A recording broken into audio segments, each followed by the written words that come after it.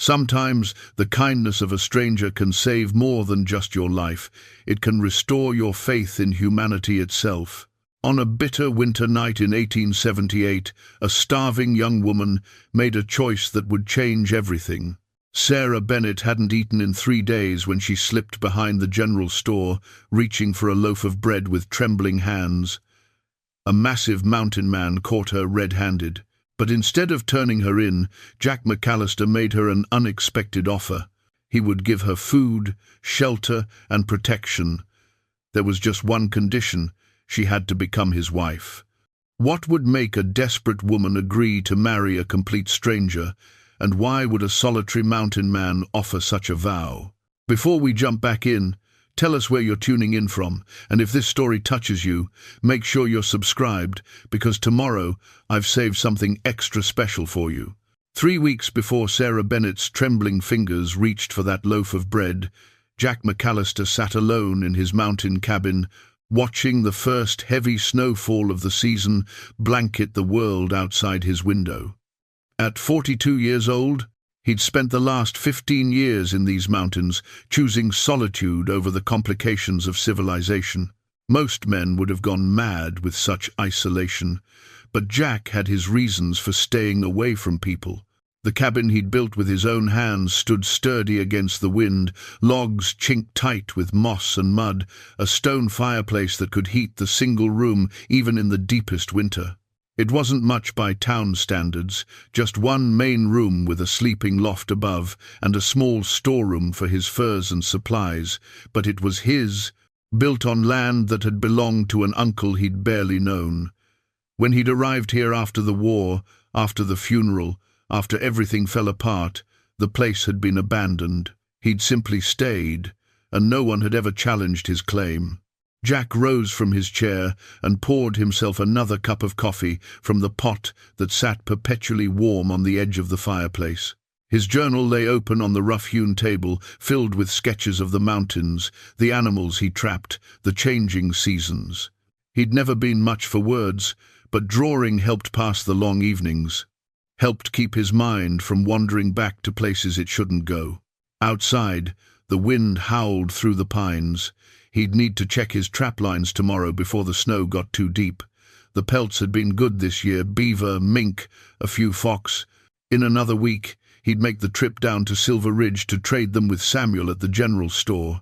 Samuel was one of the few people Jack could tolerate, a quiet man who understood that not everyone wanted to fill silence with meaningless chatter. Jack ran his hand over his bearded face and moved to the window.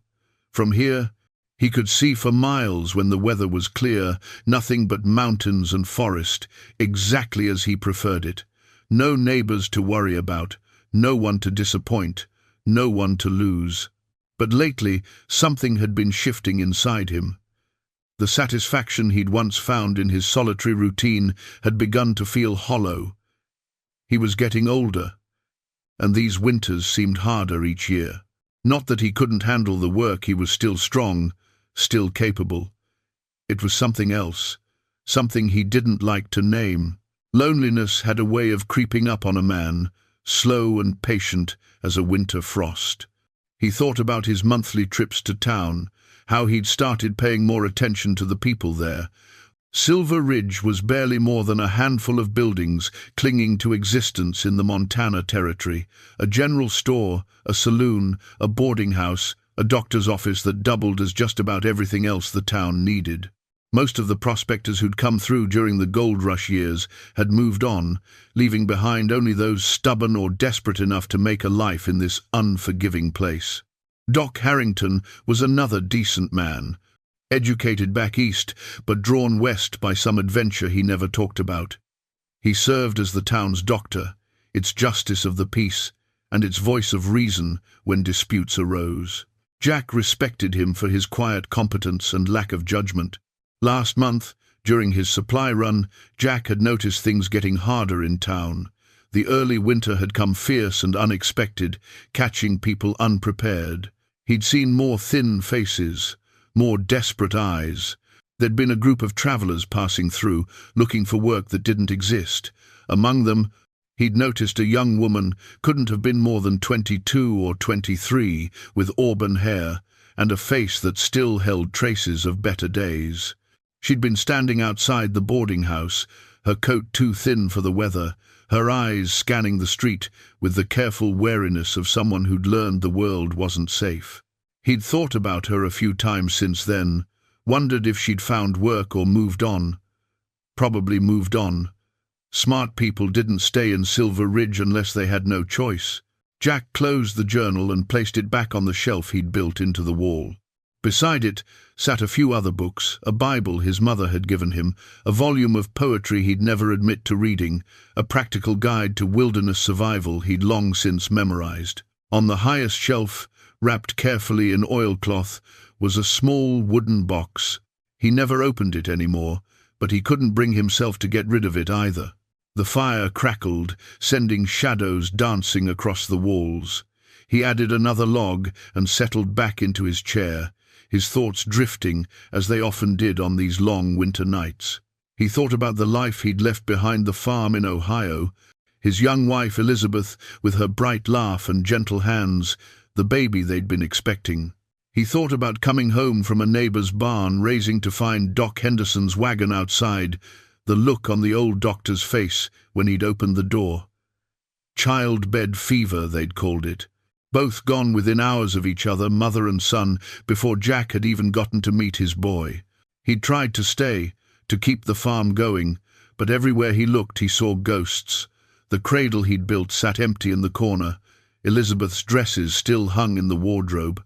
After 6 months of that torture, he'd sold everything and headed west, looking for a place remote enough that he could forget. Turned out you couldn't really forget. You could only get far enough away that the memories didn't ambush you quite so often. 15 years was a long time to spend running from the past. Lately, he'd begun to wonder if maybe he'd run far enough. The wind rattled the shutters, pulling him back to the present. He should get some sleep. Tomorrow would be a long day on the trap lines, and he needed to start preparing for his trip to Silver Ridge. He'd need supplies to get through the worst of winter: flour, coffee, sugar, maybe some tobacco if Samuel had any decent stock. And he needed to trade those furs while they were still prime. Jack climbed the ladder to the sleeping loft, his body moving with the easy strength of a man who'd spent his life doing physical labor. He stretched out on the bed he'd built, covered himself with the heavy quilts and furs that kept the mountain cold at bay, and stared up at the dark ceiling. Sleep came slowly, as it usually did, and when it finally arrived, he dreamed of things he'd thought he'd learned: to stop wanting a warm voice in the morning, someone to share the coffee with, hands that weren't his own, helping with the work. He dreamed of a cabin that felt like a home instead of just a shelter. He woke before dawn, as he always did, and pushed the dreams away. Dreams were dangerous things for a man who'd learned that wanting something was the surest way to lose it. But 3 weeks later, when he'd catch a thin young woman stealing bread in the middle of a freezing night, those dreams would come rushing back with a force that surprised even him. And in that moment, watching her terrified eyes meet his in the darkness behind Samuel's store, Jack McAllister would make a decision that would change both their lives forever. For now, though, he simply dressed, made his coffee, and headed out into the snow to check his traps, unaware that fate was already setting the pieces in motion. Sarah Bennett pressed herself against the rough wooden wall of the general store, her breath coming in shallow clouds of white vapor. The night was brutally cold, the kind of cold that seeped through worn fabric and settled into bones. She hadn't eaten in 3 days, and the gnawing emptiness in her stomach had long since turned from pain to a hollow, dizzy weakness. 3 months ago she'd had a future. Not a grand one, but a future nonetheless. Her parents had owned a small farm in Pennsylvania, nothing fancy but enough to get by. Her father had been a good man, steady and kind. Her mother had taught her to read, to sew, to appreciate the small beauties in life: a sunset, a well-prepared meal, the sound of rain on the roof. They'd been a family, small, but complete. Then the fever came. First her father. his strength failing over the course of 2 terrible weeks. Then her mother, who'd worn herself out nursing him, following him into death just 5 days later. Sarah had been 19 years old, suddenly alone with debts she couldn't pay and land she couldn't work by herself.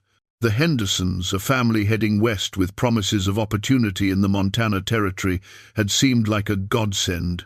They'd needed help with their children during the journey, and they'd promised Sarah work at their new ranch once they arrived. She'd sold everything, the farm, the furniture, her mother's good dishes, and used the money to pay her parents' debts and buy passage west. The journey had been hard, months of travel in cramped wagons, crossing rivers and mountains, watching the landscape grow wilder and more beautiful and more terrifying with each passing mile. But Sarah had been young enough to still have hope, to believe that hardship was temporary and that better days waited just over the horizon. They'd arrived in Silver Ridge 6 weeks ago, and that's when everything fell apart. There was no ranch. Mr. Henderson had gambled away most of his money in saloons along the trail, and what remained wasn't enough to buy the property he'd promised his family. Mrs. Henderson had looked at Sarah with tired, guilty eyes and said there was no work, no money to pay her, nothing they could do. They'd given her $3 and directions to the boarding house, then disappeared into the growing darkness of their own failure. $3 lasted exactly 1 week in a frontier town where everything was expensive and jobs for single women were non-existent. The boarding house owner had been kind but firm. No money meant no room. Sarah had tried everywhere. The saloon owner had looked her up and down with eyes that made her skin crawl and offered her work she absolutely would not do. The doctor had been sympathetic but had no need for help. The few families in town either couldn't afford hired help or wouldn't trust a stranger. She'd spent the last 2 weeks sleeping in an abandoned lean-to behind the livery stable, wrapped in every piece of clothing she owned. She'd sold her good boots, her mother's shawl, everything except the tattered coat on her back and the small cameo brooch pinned inside it, the last thing her mother had given her. She couldn't bring herself to part with that, even though she knew it might buy her a few more days of survival. Now, standing in the freezing darkness behind Samuel's general store, Sarah felt the last threads of her dignity unraveling. She'd never stolen anything in her life. Her parents had raised her to be honest, to work hard, to earn what she had. But hunger had a way of eroding principles, and the smell of fresh bread from Samuel's store had been calling to her for hours. She'd watched him close up at sunset, seen him walk away toward his home above the saloon. The back door to the store was locked, but there was a window that didn't quite close properly. She'd noticed it 3 days ago during her desperate wandering.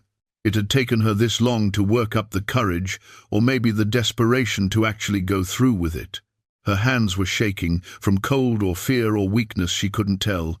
She pushed at the window, and it gave way with a soft creak that sounded thunderous in the quiet night.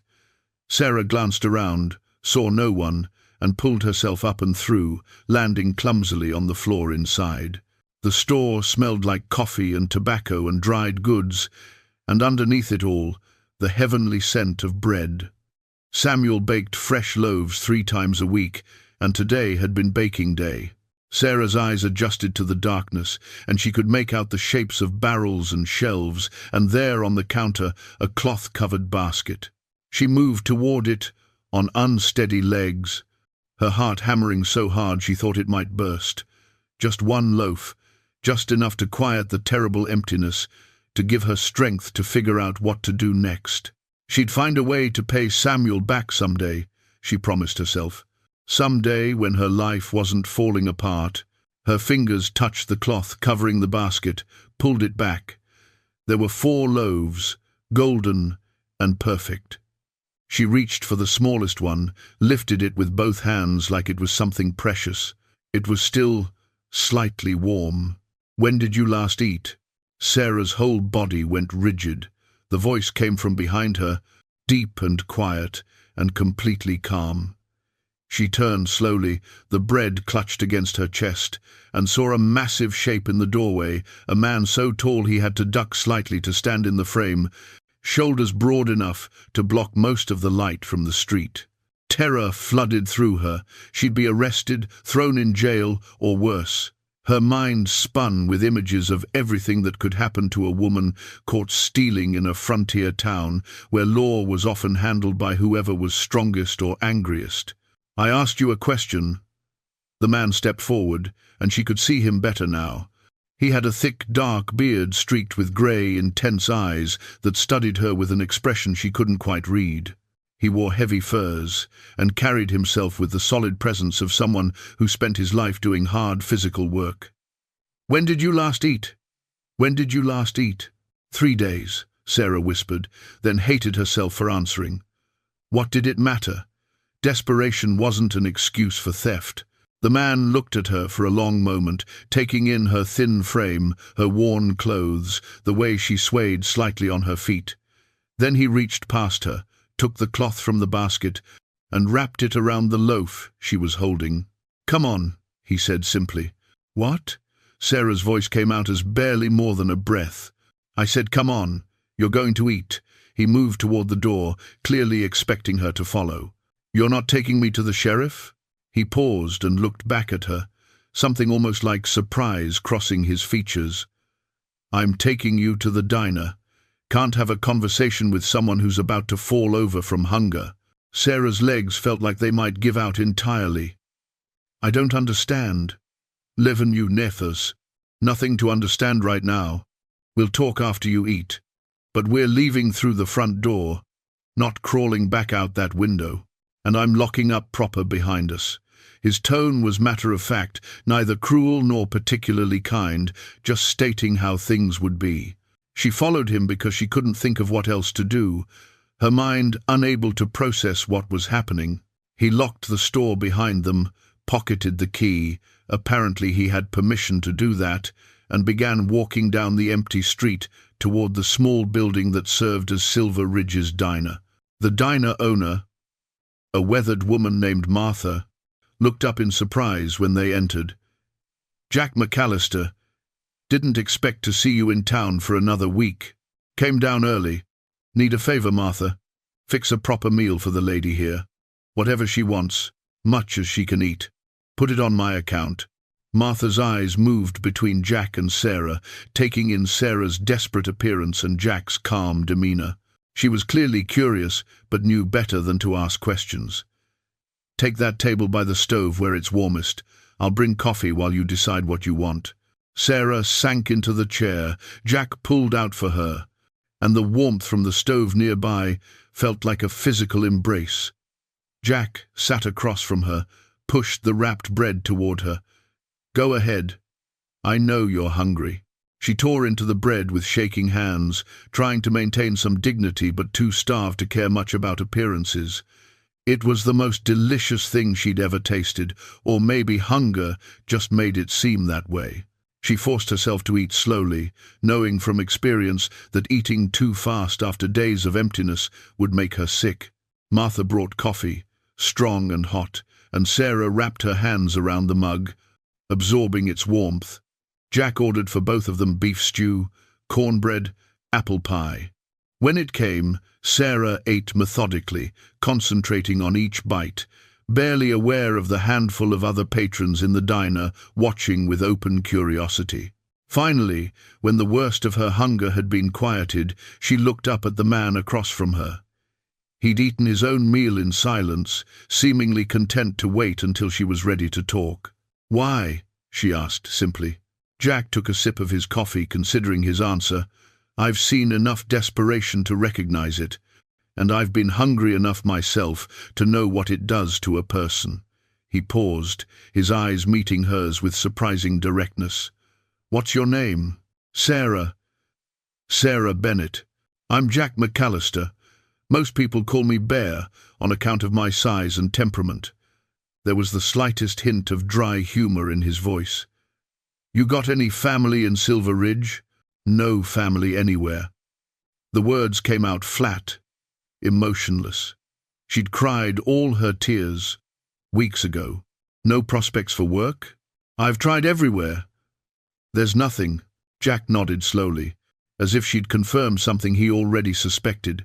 He was quiet for a long moment, and Sarah watched emotions play across his weathered face: consideration, doubt, resolve. "I'm going to say something, and I want you to hear me all the way through before you answer." He leaned forward slightly, his voice dropping lower. "I live up in the mountains, about 3 hours from here. Built a cabin on land that's been mine for 15 years. It's a hard life, but it's a good one. I provide for myself, just fine, hunt, trap, trade furs. I've got everything I need except—" He paused, seeming to search for the right words.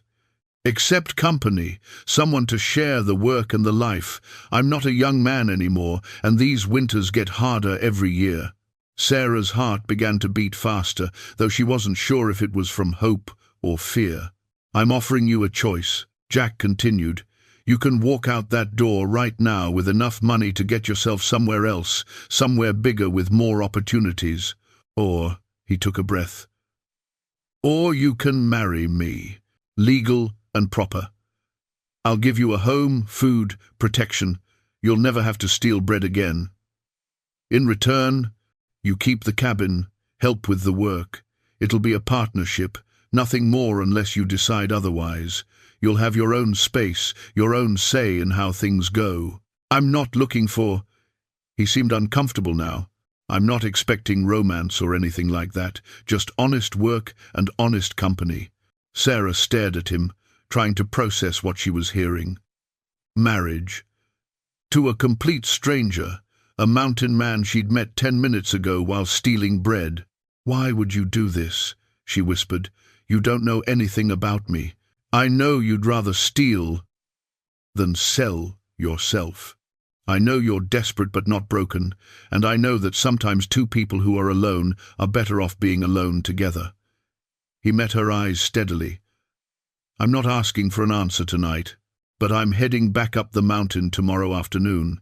If you decide yes, meet me at Samuel's store at noon." He stood, placed money on the table for their meals, and turned to leave. At the door he paused and looked back. "There's no shame in whatever you decide, Miss Bennet, but if you do say yes, I'll keep my word to you. You'll be safe, fed, and treated with respect. You have my promise on that." Then he was gone, disappearing into the night, leaving Sarah sitting in the warmth of the diner with the taste of food in her mouth and an impossible decision weighing on her heart. She sat there long after her coffee went cold, staring at nothing, while her whole future hung suspended between desperation and hope. 6 weeks into their marriage, the worst blizzard of the season arrived with a vengeance. Sarah woke to find the windows completely obscured by snow, and when Jack tried to open the door, he had to push against a drift that had piled nearly 3 feet high against the entrance. "We're staying put for a few days," he announced, forcing the door closed against the howling wind. "No point trying to check traps in this. Can't see 10 feet in front of you out there." Being confined to the cabin together was different from their usual routine. There was nowhere to go, nothing to do but maintain the fire, prepare meals, and find ways to pass the time. The first day, they mostly read Sarah with her poetry book, Jack with a worn copy of a wilderness survival guide he'd long since memorized.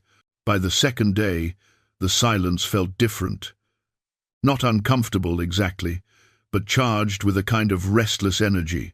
They were becoming too aware of each other in the small space, the way Sarah hummed softly while cooking, the way Jack's voice rumbled when he read aloud from his book, the careful dance they did to avoid too much accidental touching in the confined quarters. That afternoon, Sarah noticed Jack looking at his journal, the worn leather book he kept on the shelf.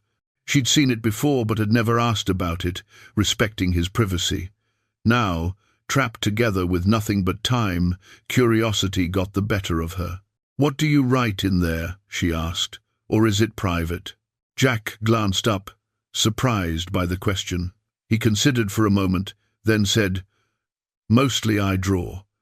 Not much of a writer, but I can sketch things well enough." He paused. "You want to see?" "Only if you're comfortable sharing." He retrieved the journal and handed it to her, then returned to his chair, pretending to read but clearly watching her reaction from the corner of his eye. Sarah opened the journal carefully. The pages were filled with detailed sketches, mountains rendered in careful pencil strokes, animals caught in moments of natural grace, trees bent by wind, the cabin from various angles. The drawings were good, really good, showing an eye for detail and a patience that matched what she'd learned of Jack's character. Deeper into the journal, she found sketches of people. An older couple, stern-faced but kind-eyed, his parents perhaps. And then a drawing of a young woman with soft features and gentle eyes, her hand resting on a swollen belly. Sarah's breath caught. "That's Elizabeth," Jack said quietly. "Drew that about a week before I lost them." Sarah studied the drawing, seeing the love in every careful line. She was beautiful. She was. Jack was quiet for a moment. "I don't look at that page much anymore. Used to be I couldn't bear to, but I kept it because forgetting seemed worse than remembering." Sarah turned more pages, finding later sketches, all landscapes and animals, no more people, until near the end, where she found something that made her pause. It was a small, simple drawing of a wildflower, pressed flat between the pages, its delicate petals still holding faint color despite years of being stored away. "Found that the first spring after I came here," Jack said, his voice taking on a reflective quality. "Everything that year felt dead, including me. But that flower pushed up through the snow, bright and alive, and I thought—" He stopped, searching for words. "I thought maybe if something that small could survive, maybe I could too." Sarah felt tears prickling her eyes. She understood that impulse, the need to find meaning in small signs of perseverance. "May I tell you something I haven't told anyone?" "Of course." She reached inside her collar and pulled out the cameo brooch she'd kept hidden. "This was my mother's. It's the only thing I have left from my old life. I've kept it secret because I was afraid, if anyone knew I had it, they'd try to take it, or convince me to sell it." She held it out for him to see, a delicate profile of a woman carved in ivory against a blue background. "Sometimes I hold it and pretend I can still feel her presence, like she's still looking out for me somehow." Jack looked at the brooch, then at Sarah, his expression softening. "She'd be proud of you. The way you've handled everything, the strength you've shown, any mother would be proud of that." The simple words of affirmation broke something open in Sarah. She'd been holding herself together so carefully, being strong because she had to be, but hearing someone acknowledge the difficulty of what she'd endured made her realize just how much she'd been carrying. Tears spilled down her cheeks before she could stop them. "I'm sorry. I don't mean to. Nothing to apologize for." Jack stood and moved to sit beside her on the bench. He didn't touch her, but his presence was solid and comforting. They sat like that for a while, the storm raging outside while Sarah cried quietly for her lost parents, her lost life, and the fear she'd been holding at bay for months. Jack simply stayed beside her, a steady presence that asked for nothing but offered everything. When her tears finally subsided, she wiped her eyes with her sleeve and gave him a watery smile. "Thank you. For understanding. For all of it." "Sarah," Jack said, his voice serious, "I need you to know something. When I offered you marriage, it was partly practical. I won't lie about that.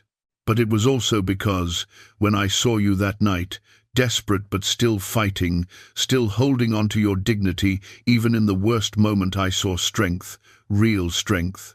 The kind that comes from surviving things that should have broken you." He paused.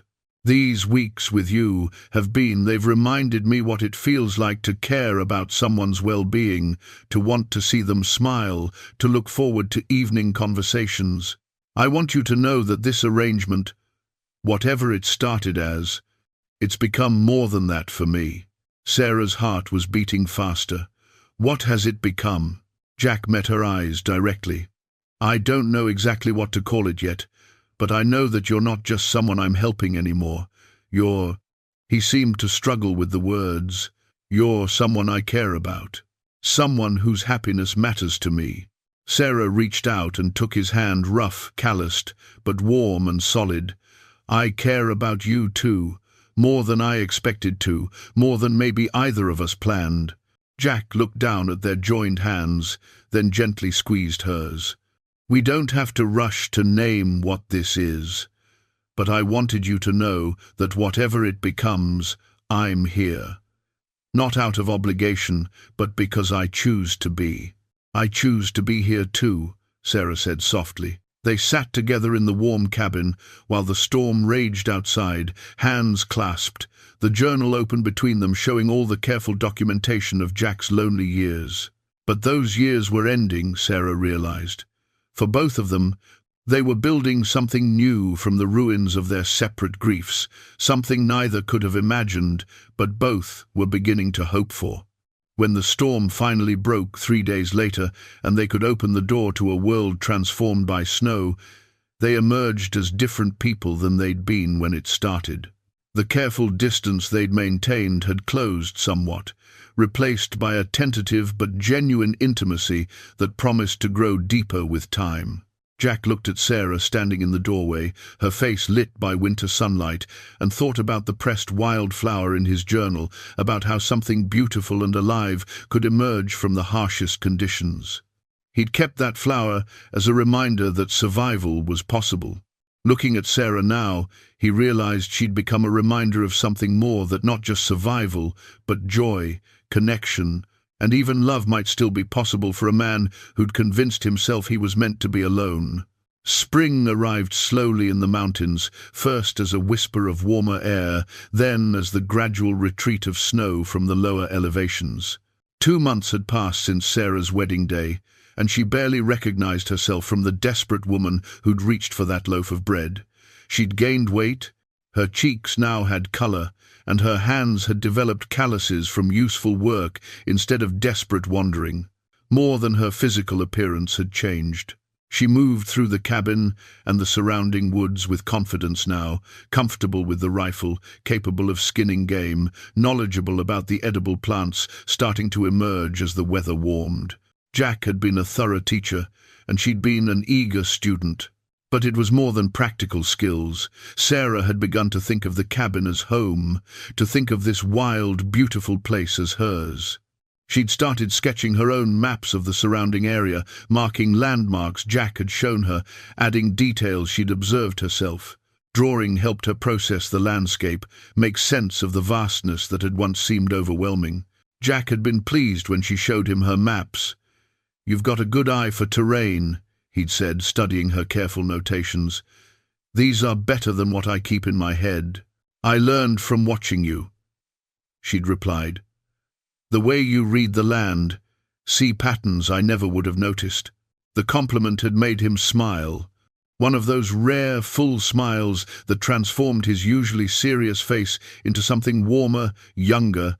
Now, with spring making travel easier, Jack announced they needed to make a supply run to Silver Ridge.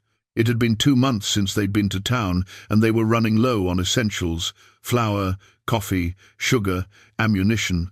Sarah felt a flutter of anxiety at the prospect. She'd spent these months in relative isolation, building her new life away from the judgment and curiosity of others. Returning to town meant facing people as Jack's wife, dealing with whatever assumptions or gossip had grown in their absence. "We'll leave early tomorrow," Jack said, noticing her apprehension. "Get there, do our business, and head back. Don't have to stay longer than necessary if you're not comfortable." "It's not that I'm uncomfortable exactly," Sarah tried to explain. People were kind when we married, but I know they must have questions about why you married me so suddenly. About what kind of woman gets caught stealing and ends up married the next day." Jack's expression hardened slightly. "Any questions people have are none of their business. You're my wife. That's all they need to know." The protectiveness in his voice warmed Sarah, even as it surprised her. Somewhere along the way, Jack had stopped seeing their marriage as merely a practical arrangement. He defended her now not just as a responsibility, but as someone who mattered to him personally. The next morning dawned clear and relatively warm. They set out after breakfast, riding side by side down the mountain trail. The journey that had seemed so long and intimidating to Sarah 2 months ago now felt familiar, almost comfortable. She'd learned to read the trail, anticipate the horses' movements, appreciate the stunning views without fear. They reached Silver Ridge by mid-morning.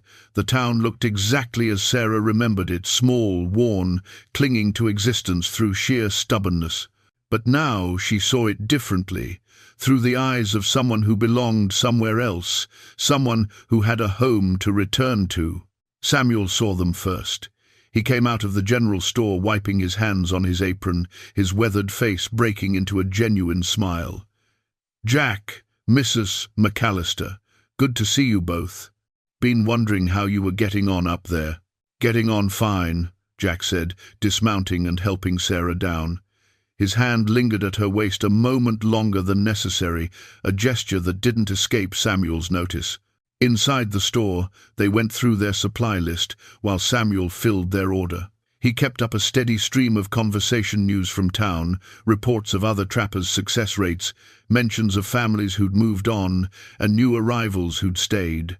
"Clayton Winters has been asking about you, Jack," Samuel mentioned casually. But Sarah caught the slight edge in his voice. "What's he want?" Jack's tone was careful, neutral. "Didn't say exactly, but he's been buying up land around the territory, consolidating holdings. You know how his family is always looking to expand." Jack grunted non-committally, but Sarah saw tension settle into his shoulders. They finished their business with Samuel and were loading their horses when a well-dressed man approached them. He was perhaps 30 years old, handsome in a polished way that seemed out of place in the rough frontier town, and he moved with the confidence of someone who'd never known real hardship. "McAllister," the man said with a smile that didn't reach his eyes. "Heard you were in town. Wanted to meet your new bride. Winters." Jack's voice was flat. "Sarah, this is Clayton Winters. His family owns the big ranch south of here." Clayton removed his hat with exaggerated courtesy. "Mrs. McAllister, pleasure to make your acquaintance. Quite a story, how you and Jack came to be married." There was something in his tone, not quite insulting, but not quite respectful either, that set Sarah's teeth on edge. "My husband saved my life," Sarah said clearly. "I consider myself fortunate to have found such a good man." The emphasis on husband was deliberate, and she saw Jack's expression shift to something that might have been pride. Clayton's smile thinned. "Of course. Very romantic." He turned his attention to Jack. "Been meaning to discuss something with you, McAllister. That land of yours up in the mountains, prime timber country. My family's interested in expanding our lumber operations. I could make you a very generous offer." "Not interested," Jack said flatly. "You might want to hear the figure before you decide." "No figure's high enough. That land's mine, and it's staying mine." Clayton's expression hardened slightly. "You're squatting on unclaimed territory, McAllister.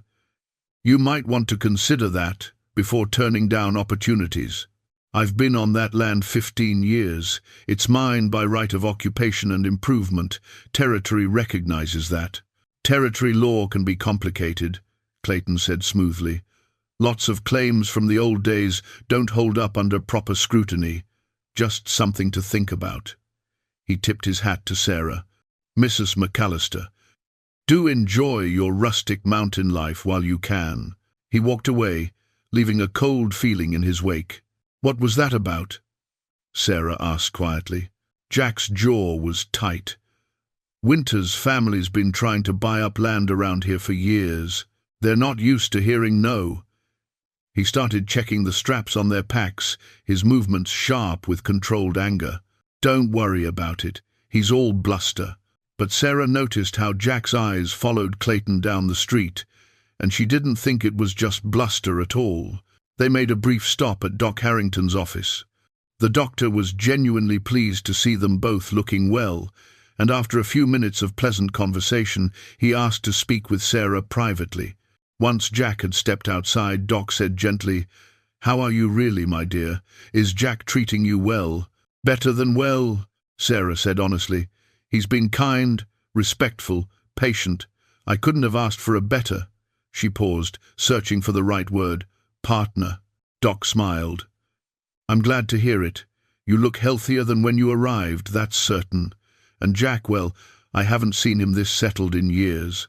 Whatever arrangement you two have, it's clearly working. It's becoming more than an arrangement, Sarah admitted. We're becoming friends. Maybe more than friends. That's good. That's very good. Doc patted her hand. You're both good people who deserve happiness. I'm just glad you found each other, however unexpected the circumstances. The ride back to the cabin was quiet. Sarah could tell Jack was brooding about Clayton's veiled threats, but she didn't push him to talk about it. Instead, she rode beside him, close enough that their legs occasionally brushed, a silent reminder that whatever problems came, they'd face them together. That night, lying in her loft while Jack settled by the fire below, Sarah thought about Clayton's words and the uncomfortable way he'd looked at both her and Jack with a kind of calculating assessment that had nothing to do with respect. She thought about the life she was building here, how much she'd come to care about this place, and the man who'd given it to her. And she realized with sudden clarity that she would fight to protect it, not just because it was her home, but because Jack was her home. Somewhere in the past 2 months, gratitude had transformed into something deeper, something that made her heart beat faster when he smiled at her, something that made her want to reach for his hand when they sat together in the evenings. She was falling in love with her husband. The realization should have frightened her, but instead it felt right, like a truth she'd been approaching for weeks without quite recognizing it. Tomorrow she would find a way to tell him, or maybe she'd show him, in the small gestures and daily kindnesses that had become their language of affection. For now, she simply held the wooden spoon he'd carved for her and smiled into the darkness, grateful for loaves of bread and second chances and mountain men who saw value in desperate women stealing to survive. A month passed peacefully after their trip to town. The mountains bloomed into full spring, and Sarah spent her days working alongside Jack, their partnership deepening into something that felt increasingly like a real marriage in every sense. They'd grown comfortable with small touches, his hand on her shoulder as he passed behind her chair, her fingers brushing his when she handed him his coffee in the morning. Neither had spoken of the shift between them, but both felt it. Then, on a warm afternoon in late May, everything changed. Jack had ridden down to check the mail, drop a wooden box Samuel maintained at the crossroads between his property and town, where mail and official notices were left for the scattered mountain residents. He'd been gone less than an hour when Sarah heard his horse returning at a gallop instead of the usual steady pace. She hurried outside to find Jack dismounting, his face grim, a folded paper clutched in his hand. "What is it?" she asked, fear already tightening her chest. Jack handed her the document without speaking. It was an official notice from the Territorial Land Office, thick paper with an embossed seal at the top. Sarah's hands trembled as she read. Clayton Winters had filed a formal claim on Jack's land. The legal language was dense and confusing, but the essential meaning was clear. Clayton was asserting that Jack's cabin and surrounding acreage sat on unclaimed territorial land, that Jack had no filed deed or formal title, and that therefore the land was available for legal claim by any citizen who properly filed the paperwork which Clayton had done. "This can't be legal," Sarah said, her voice shaking. "You've been here 15 years. You built this cabin. You've worked this land." "Squatters' rights," Jack said, his voice tight with controlled fury. "Territory recognizes them, but only if there's no competing formal claim. And if someone files proper paperwork first." He stopped, running his hand through his hair. "I never filed anything. This was my uncle's land, originally, but he died before the paperwork went through, and I just stayed. I built the cabin. I lived here. I thought that was enough." Sarah felt sick. She looked around at the cabin, the cleared land, the garden she'd helped plant just last week. This was their home, their life. "There's more," Jack said grimly. He pulled out a second sheet of paper. "Clayton's also challenging the validity of our marriage." "What?" Sarah grabbed the paper.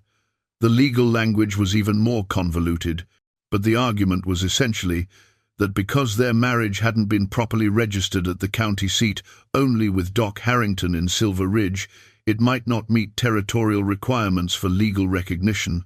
And if the marriage wasn't valid, then Jack had harbored a vagrant woman, which apparently could be used to strengthen Clayton's claim that Jack wasn't a proper landowner. "This is insane," Sarah said, her shock turning to anger. "We were legally married. Doc Harrington is a properly appointed justice of the peace.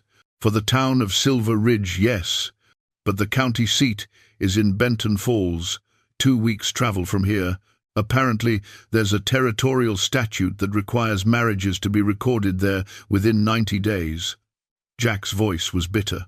"We've got 2 weeks left before that deadline passes." Sarah's mind was racing. "So, we go to Benton Falls. We register the marriage properly. That solves at least that part of the problem." "It's not that simple. The land claim hearing is scheduled for 3 weeks from now. If we leave to go to Benton Falls, that's 2 weeks round trip through dangerous mountain passes. We'd have to leave the cabin undefended, and Clayton's made it clear he's watching for any excuse to claim we've abandoned the property." Jack sat heavily in his chair, the document crumpling in his fist. "And even if we validate the marriage and defend the property, we still have the problem that I don't have a formal deed. Clayton's lawyers could argue that my uncle's uncompleted claim doesn't transfer to me, that the land reverted to territorial ownership when he died. The full scope of the trap Clayton had set was becoming clear. They were facing multiple legal challenges, each requiring their presence in different places at different times, each with the potential to destroy everything they'd built. Sarah sat beside Jack, reaching for his hand. "Tell me about your uncle. You've never mentioned him before." Jack sighed, his thumb absently stroking her fingers. "Thomas McAllister, my father's older brother. He came out west in '62, right before the Civil War. Filed a claim on this land, started building, then the war started, and he enlisted. Died at Shiloh in '63. I was just a boy then. Didn't even know about this place until after Elizabeth and the baby. I was searching through my father's papers, looking for anything that might tell me where to go, how to disappear. Found letters from Thomas, found the rough location he'd described. When I got here, the original cabin had mostly fallen apart, but the land was empty, so I stayed." "Do you have those letters? Any of Thomas's papers?" "Somewhere. I haven't looked at them in years." Sarah stood, determination replacing despair. "We need to find them. If Thomas filed a proper claim, and your blood family, there might be legal precedent for you, inheriting his rights to the land." They spent the next several hours searching through the storeroom where Jack kept things he'd accumulated over the years. Finally, in a leather satchel buried under old furs, they found a bundle of letters tied with string and a few official-looking documents. Sarah spread them on the table, reading carefully. Most were letters between Thomas and Jack's father, full of descriptions of the West and plans for the future. But tucked among them was a document that made her heart race, a copy of Thomas McAllister's original land claim, filed with the Territorial Office in 1862, with a detailed description of the boundaries that matched exactly where they were sitting. "Jack, this is it. This proves Thomas had a legitimate claim. You're his nephew, his heir. This land should be yours by right of inheritance." Jack looked at the document, something like hope flickering in his eyes. "But we'd need to present this at the Territorial Office in Benton Falls, and we'd need witnesses who could verify the family connection." He paused. "My parents are dead. I don't know who else could testify. Do you have any proof of your relationship to Thomas? Family Bible, birth records, anything?" Jack thought for a moment, then stood and retrieved a small wooden box from the highest shelf, the same box Sarah had noticed during her first days in the cabin, the one he kept wrapped and untouched. He opened it slowly. Inside were a few precious items, a tintype photograph of a young couple, a woman's wedding ring, a folded piece of paper. Jack lifted the photograph first. "My parents," he said quietly. Then he unfolded the paper, a birth certificate. Mine. He pointed to a line near the bottom. There, born to Robert and Anne McAllister. And here, he pulled out another document, my parents' marriage certificate. It lists Robert's family, father, deceased, brother, Thomas McAllister, residing in Montana Territory. Sarah felt tears of relief stinging her eyes. This is enough. This proves the connection. Combined with Thomas's original claim, this should establish your right to the land. But we still have to get this to Benton Falls and register our marriage all within 3 weeks without leaving the cabin vulnerable to Clayton's men. Jack's jaw tightened. He's planned this well. He knows the geography, knows the timeline. He's betting we can't do both. Then we do both, Sarah said firmly. We fight him on every front. We take these documents to Benton Falls, we register our marriage properly, and we prove that this land belongs to you, to us.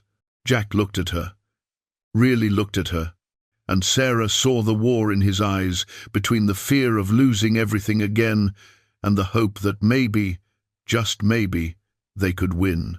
I could lose this place, he said quietly. 15 years of my life just gone, and worse, I could lose you in the process. If this marriage gets declared invalid, if— You're not losing me, Sarah interrupted fiercely. I don't care what Clayton Winters or any legal document says. I'm your wife because I choose to be, and I'll keep choosing it every day, with or without papers that say so. She gripped his hands tightly. But we're going to fight for those papers anyway, because this is our home, and no one has the right to take it from us. Jack pulled her close, wrapping his arms around her in the first real embrace they'd shared since their wedding day. Sarah pressed her face against his chest, feeling his heartbeat, strong and steady despite the fear he had to be feeling. I can't do this alone, Jack said into her hair. You're not alone. You haven't been alone since that night behind Samuel's store. Sarah pulled back just enough to look up at him. We're partners, remember? We face this together. Jack cupped her face in his large, calloused hands, his thumb brushing away a tear she hadn't realized had fallen. When did this stop being about survival and start being about something else? I think it started being something else the moment you asked me when I'd last eaten, instead of dragging me to the sheriff, Sarah said softly. We just took a while to recognize it. He leaned down and kissed her then, gentle at first, then deeper as months of restrained feeling finally found expression. When they finally pulled apart, both were breathing hard, and Jack rested his forehead against hers. I love you, he said simply. Didn't plan to, didn't expect to, but I do. I love you too, Sarah whispered back, and that's why we're going to fight for this, for us. That night, they didn't retreat to their separate sleeping spaces. Instead, they sat together by the fire, planning their strategy, two people who'd started as desperate strangers and had become something infinitely more precious partners, friends, and finally, truly, husband and wife, in every sense that mattered. The legal documents that threatened to destroy them sat on the table, but beside them sat Thomas's claim papers and the proof of family connection. They had weapons to fight with. They had each other. And they had something Clayton Winters had never counted on, the fierce determination of two people who'd already survived, losing everything and refused to let it happen again. Tomorrow they would begin the journey to Benton Falls. Tonight they held each other and promised, with or without legal validation, to stand together against whatever came next. They set out at dawn, the cabin secured as best they could manage. Doc Harrington had agreed to check on the property every few days, and Samuel had promised to keep an eye out for any of Clayton's men heading into the mountains. It wasn't perfect protection, but it was the best they could do. Jack had packed carefully the precious legal documents wrapped in oilcloth and tucked into his saddlebag, along with supplies for 2 weeks on the trail. His father's compass, a worn brass instrument that had guided his family for generations, hung around his neck. Sarah rode beside him on the gentle mare, which she'd learned to handle with confidence over the past months. The first 2 days passed without incident.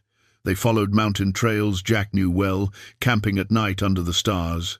Despite the stress of their mission, there was something deeply right about traveling together this way. They'd become a team over the past months, and now they moved in sync, Sarah gathering firewood while Jack tended the horses, taking turns keeping watch, sharing warmth in their bedrolls as the mountain nights grew cold.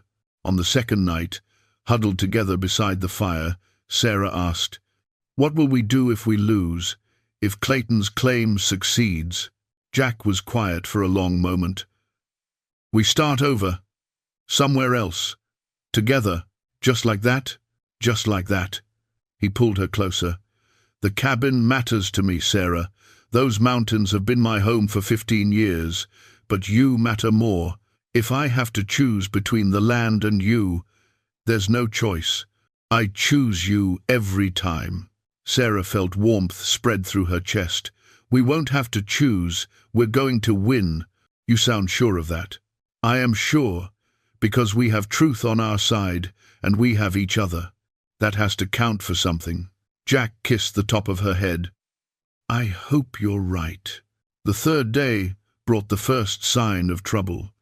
Jack noticed tracks on the trail, 3 horses, moving in the same direction they were heading. Fresh tracks, no more than a few hours old. "Could be coincidence," Sarah said, but she heard the doubt in her own voice. "Could be." Jack's expression was grim. Or, "Clayton sent men to make sure we don't reach Benton Falls in time." They proceeded more cautiously after that, Jack constantly scanning the trail ahead and behind.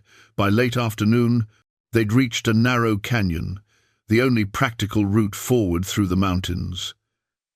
The steep walls rose on either side, creating perfect conditions for an ambush. "We could try going around," Jack said, studying the terrain. "But it would add 3 days to our journey. We don't have that kind of time." "Then we go through," Sarah said firmly. She checked the rifle Jack had taught her to use, making sure it was loaded and ready. Jack looked at her with something like pride. "When did you get so brave?" "I learned from you. You've spent 15 years surviving in these mountains. I trust your judgment, and I trust us to handle whatever comes." They entered the canyon, moving slowly, every sense alert. The sound of their horses' hooves echoed off the stone walls. Halfway through, Jack suddenly pulled his horse to a stop, holding up his hand for silence. 3 men emerged from behind a rock formation ahead, blocking the trail. They were rough-looking, the kind of hired guns who did dirty work for money without asking too many questions. All 3 had hands on their weapons. "That's far enough, McAllister," the largest one called out. He had a scar running down his cheek and the cold eyes of someone who'd done violence before and wouldn't hesitate to do it again. "Mr. Winters sent us to give you a message." "I can imagine what kind of message," Jack said calmly, though Sarah could see his muscles tensing, preparing. "Let me guess. Turn back, leave the territory, forget about your land claim." "Smart man. Mr. Winters is prepared to be generous. He'll give you enough money to start fresh somewhere else. All you have to do is not show up in Benton Falls." "Not interested." The scarred man shrugged. "Didn't think you would be. But we had to offer. Now we're going to escort you back the way you came, peaceful-like, if you cooperate." "And if we don't cooperate?" Sarah spoke up, her voice steadier than she felt. The man's eyes slid to her, and something unpleasant flickered in them. "Then things get unpleasant, Mrs. McAllister, and that would be a shame." Jack's hand moved almost imperceptibly toward his rifle. Sarah recognized the tension in his body. He was calculating odds, distances, looking for options. "There's 3 of us and 2 of you," the scarred man continued. "And your wife there looks like she's got some spirit, but I doubt she's much of a shot. Best just turn around while everyone can still walk away." What happened next occurred so fast that Sarah barely registered it until it was over. A 4th man, hidden in the rocks above, stood to get a better shooting angle. Sarah, whose eyes had been scanning their surroundings as Jack had taught her, saw the movement and reacted on pure instinct. Jack! Above! Jack dove sideways as the hidden gunman fired, the shot going wide. In the same motion, Jack brought his rifle up and fired back, forcing the man to duck for cover. The three men on the trail rushed forward, and suddenly everything was chaos. Sarah aimed at the lead man and fired, her shot striking the ground near his feet and making him jump back. It wasn't a killing shot she'd aimed to warn, not to kill, but it was accurate enough to show she could use the weapon. Jack was in motion, using the canyon walls and rock formations for cover, his movements displaying the kind of tactical awareness that came from years of hunting and surviving in dangerous territory. He fired again, this time hitting one of the men in the shoulder, sending him sprawling. "Behind you!" Sarah shouted as the scarred leader tried to flank Jack. She fired again, and this time her bullet struck close enough that the man had to dive for cover. The fight lasted perhaps 3 minutes, though it felt like hours. Jack's knowledge of the terrain and his superior marksmanship gradually gave them the advantage. The man with the shoulder wound was down and screaming.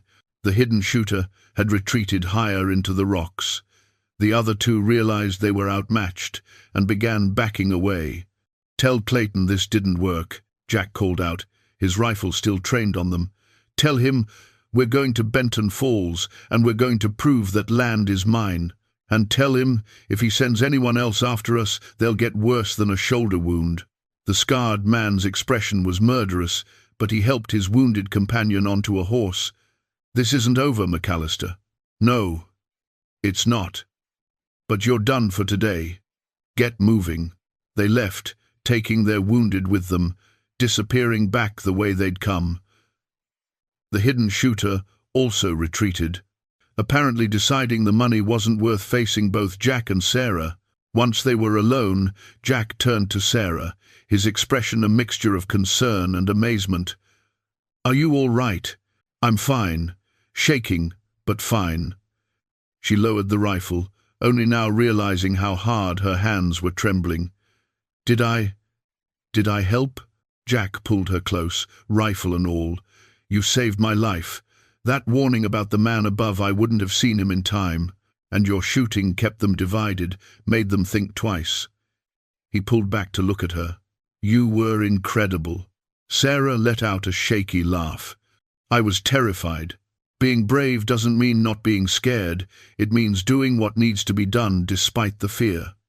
Jack checked their horses, which had stayed surprisingly calm during the confrontation. "But we've got a problem now.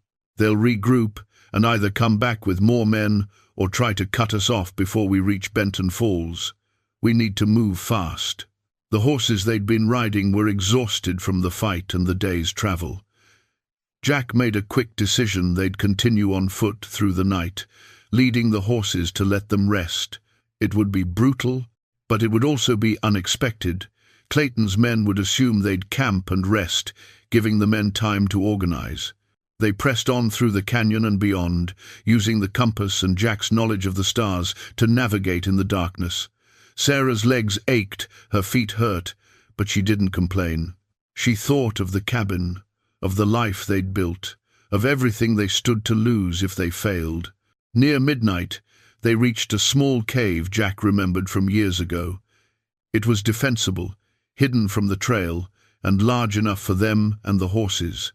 They stopped to rest, both too exhausted for more than brief sleep. Sarah woke first as dawn light began filtering into the cave. Jack was sitting near the entrance, keeping watch despite his obvious exhaustion. She moved to sit beside him, and he automatically put his arm around her. "We're going to make it," she said quietly. "I know we are. How can you be sure?" "Because we have to. Because there are two kinds of people in this world, those who give up when things get hard, and those who fight harder.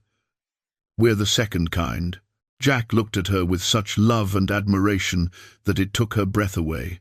"When I found you stealing that bread, I thought I was rescuing someone who needed help. I didn't realize I was the one who needed rescuing." "We rescued each other," Sarah said softly. They set out again at full dawn, pushing hard toward Benton Falls. The landscape gradually changed as they descended from the high mountains, becoming less rugged, more populated. They passed other travelers now, saw signs of settlements and farms. On the fifth day, exhausted, dusty and determined, they crested a final hill and saw Benton Falls spread out in the valley below. It was larger than Silver Ridge, a proper town with multiple streets, dozens of buildings, and even a church with a real steeple. "We made it," Sarah breathed. "First part's done," Jack said. "Now comes the hard part, proving our case." They rode into town as the afternoon sun cast long shadows across the main street. The territorial office was easy to find, a solid building with an official seal above the door. But when they checked the time, they discovered it was already late afternoon. The office would close in less than an hour. "We'll go first thing tomorrow," Jack decided. "Tonight we get cleaned up, get some real rest. We'll need clear heads to deal with the bureaucracy." They found a modest hotel and took a room. Sarah washed the trail dust from her face and hair, changed into the one clean dress she'd brought. Jack did the same, transforming from a rough mountain man into someone who could navigate official proceedings.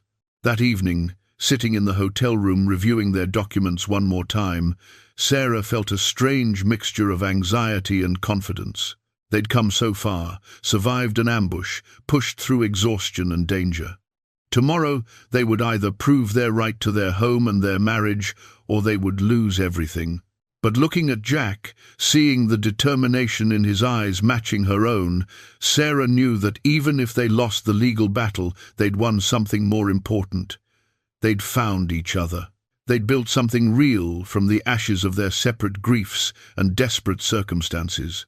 "Whatever happens tomorrow," Jack said, as if reading her thoughts, "I want you to know these months with you have been the best of my life. Even with all this trouble, even with everything at stake, I wouldn't change a single moment." "Neither would I," Sarah said. "Not even the stealing." Jack laughed, the tension breaking for a moment. "Especially not the stealing. Best theft I've ever witnessed." They held each other that night, drawing strength from their partnership, from the love that had grown between them. Tomorrow they would fight for their future. Tonight they simply held on to each other, and the certainty that whatever came, they would face it together. 2 weeks passed in a state of tense anticipation. Jack and Sarah remained in Benton Falls, using the time to prepare for the hearing and to keep themselves safe from any further attempts at intimidation. They spent their days reviewing their documents, rehearsing their testimony, and consulting with Pettigrew, who'd proven surprisingly helpful beyond his official duties. The morning of the hearing arrived cold and clear. The territorial courthouse was a substantial building, the most impressive structure in Benton Falls. Sarah dressed in her best outfit, such as it was, and Jack wore clean clothes with his hair and beard neatly trimmed. They looked respectable, honest, like people who'd worked hard for what they had. Clayton Winters was already in the courtroom when they arrived, flanked by 2 lawyers in expensive suits that seemed absurdly out of place on the frontier. He smiled at them with cold confidence, clearly expecting an easy victory. The territorial judge, a stern-faced man named Horace Blackwood, entered precisely at 9 o'clock. He was in his 60s, with sharp eyes that suggested he'd heard every lie and seen every legal trick in his long career. He surveyed the courtroom, noting the parties involved, and called the proceedings to order. "We're here to adjudicate competing claims to land formerly claimed by Thomas McAllister, deceased 1863, currently occupied by Jack McAllister and subject to new claim filed by Clayton Winters." Judge Blackwood's voice was firm and clear. "Mr. Winters, as the challenging party, you'll present your case first." Clayton's lead lawyer stood a slick man named Harrison, who spoke with the practiced ease of someone who'd won many courtroom battles. He laid out their case methodically. Thomas McAllister's claim had lapsed upon his death without proper transfer. The land had reverted to territorial ownership. Jack McAllister had occupied it without filing proper claim, which constituted squatting, not legal ownership. Clayton Winters had filed all appropriate paperwork to claim the land legally. Furthermore, Your Honor, Harrison continued, we question the validity of Mr. McAllister's recent marriage, which appears to have been hastily arranged to strengthen his claim to the property. The marriage was not properly registered within territorial guidelines until just 2 weeks ago, suspiciously close to this hearing.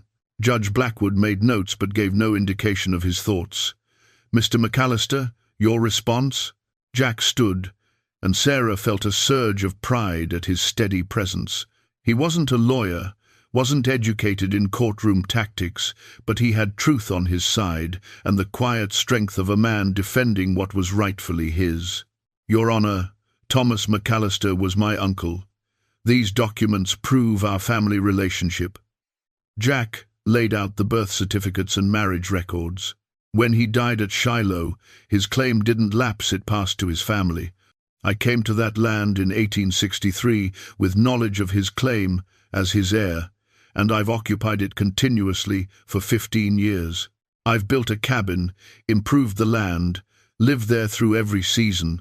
That's not squatting, that's inheritance and stewardship. Do you have the original correspondence that led you to the land? Judge Blackwood asked. Yes, Your Honor. Jack produced Thomas's letters to his father. These letters describe the exact location and boundaries of the claim. Pettigrew stood and approached the bench. Your Honor, if I may? The Territorial Office has located the original survey records from 1862. He presented the map and surveyor's notes.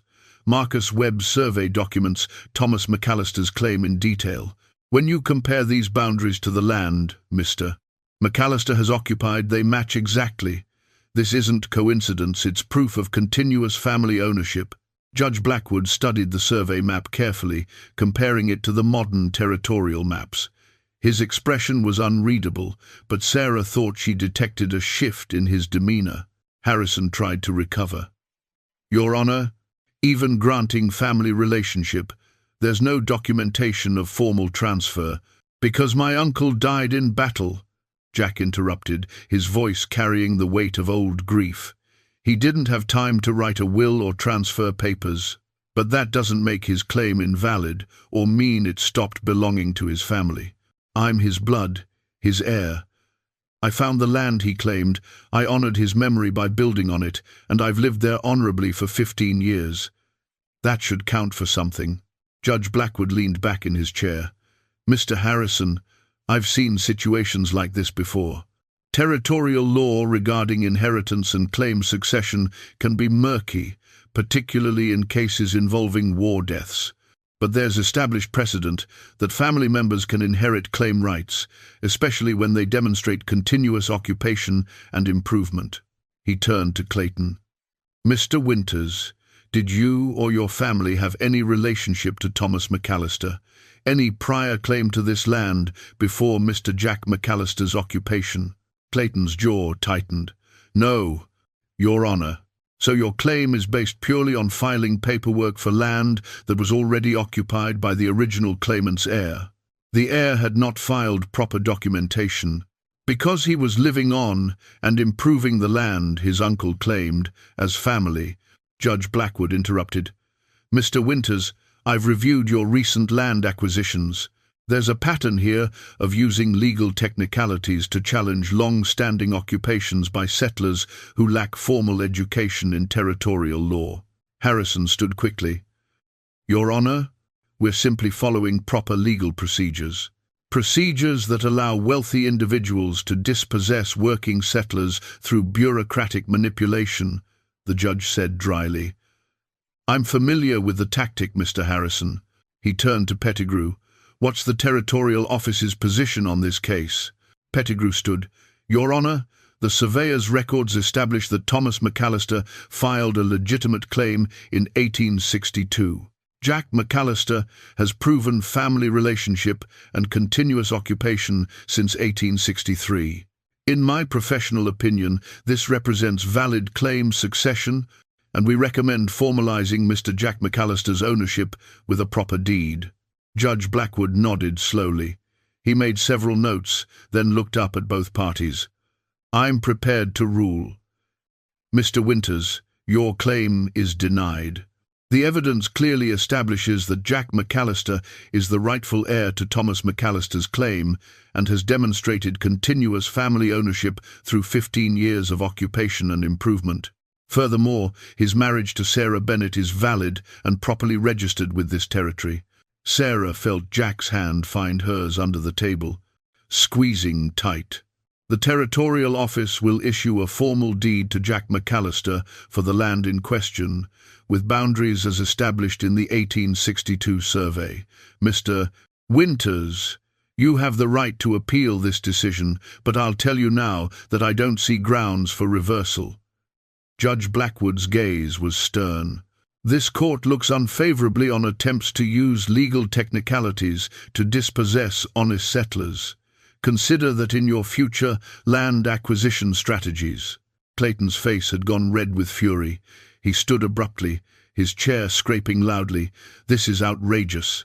My family has rights. Your family has the same rights as everyone else, Mr. Winters. No more, no less. Judge Blackwood stood. This hearing is concluded. Jack and Sarah sat in stunned silence for a moment as the courtroom began to empty. Then Sarah threw her arms around Jack, tears of relief streaming down her face. We won, she whispered. We actually won. Jack held her tightly, his own eyes wet. We did it.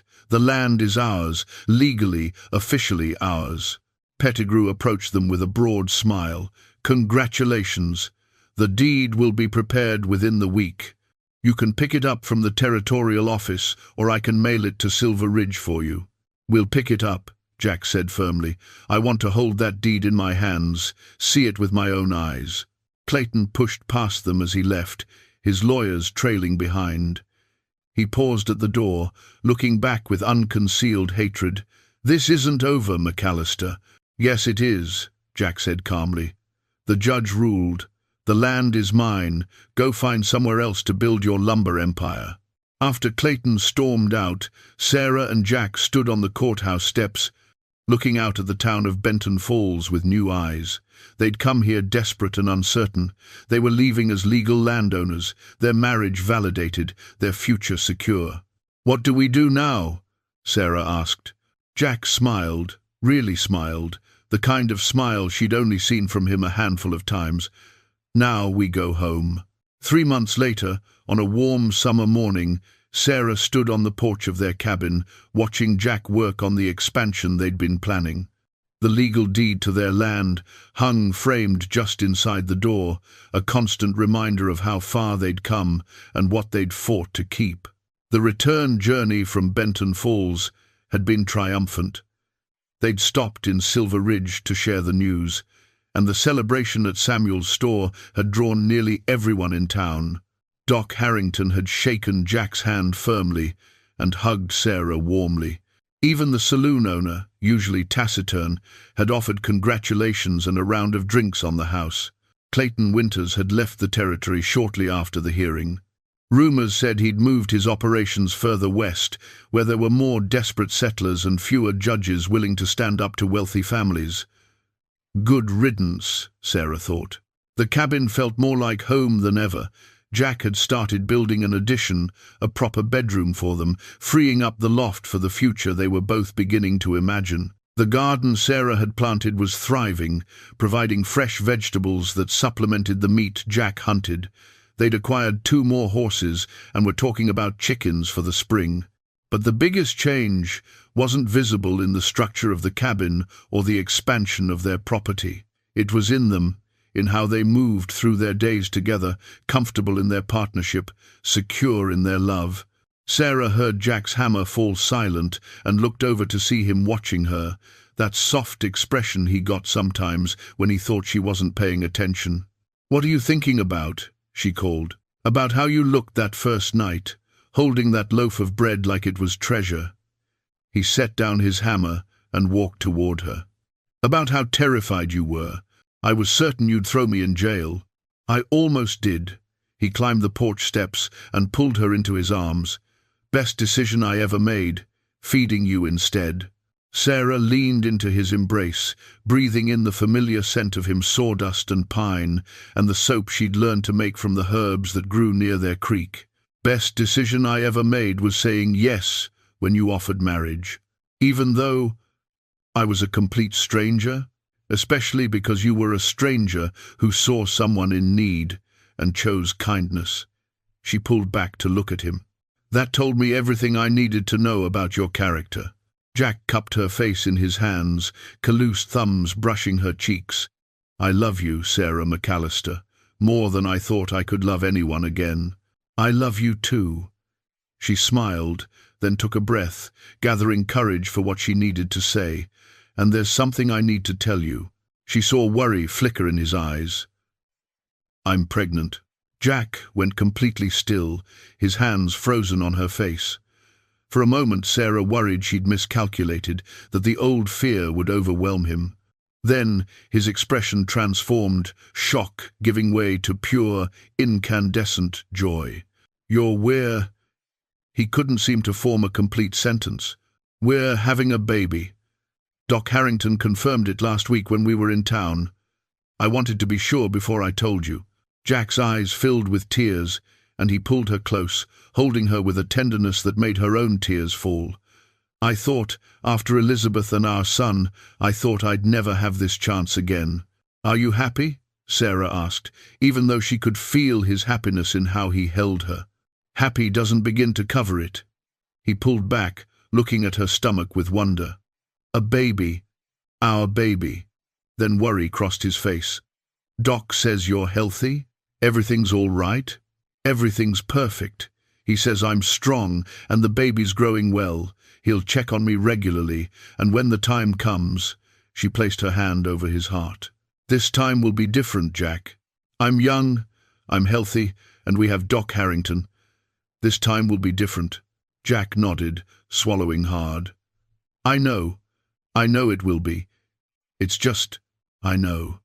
She understood the fear behind his joy, the ghost of old trauma that would never completely disappear. "But we'll face it together, just like we faced Clayton Winters and that long journey and everything else." "Together," Jack agreed, placing his large hand gently over her still flat stomach. "The three of us." That evening they sat on the porch together, watching the sun set over the mountains that had become their home. Jack had his arm around Sarah, his hand resting protectively on her middle, and she leaned into him, feeling more content than she'd ever imagined possible. "What do you think your parents would say?" Jack asked softly. "About all this? About us?" Sarah considered the question. "I think my mother would say that sometimes the path to happiness takes us places we never expected. And my father would say that any man who treats his daughter with respect and kindness is welcome in the family." She smiled. "What about your Elizabeth? Do you think she'd be happy for you?" Jack was quiet for a long moment. "I think she'd be grateful that I found someone who brought me back to life. She always said I had too much love to give to waste it on being alone." He kissed Sarah's hair. "I think she'd like you. I think she'd be glad I found you. I wish I could have known her. She was wonderful. But so are you, in your own way. Different, but just as wonderful." Jack tightened his arm around her. "I'll never forget her or our son, but I'm ready to build new memories now, good ones, with you and our child." They sat in comfortable silence as darkness fell and stars began to appear in the vast sky above. Sarah thought about the journey that had brought her here, the loss of her parents, the betrayal that left her stranded, the desperate night she'd reached for bread just to survive. If someone had told her then that within 6 months she'd be sitting here, loved and safe and pregnant with a child, she wouldn't have believed them. But life had a way of surprising you. Sometimes the worst moments led to the best outcomes. Sometimes what seemed like an ending was actually a beginning. "Jack," she said softly, "thank you for not turning me in that night. Thank you for seeing someone worth saving instead of just a thief." Jack pulled her closer. "Thank you for saying yes. Thank you for taking a chance on a lonely mountain man who didn't know how much he needed saving too.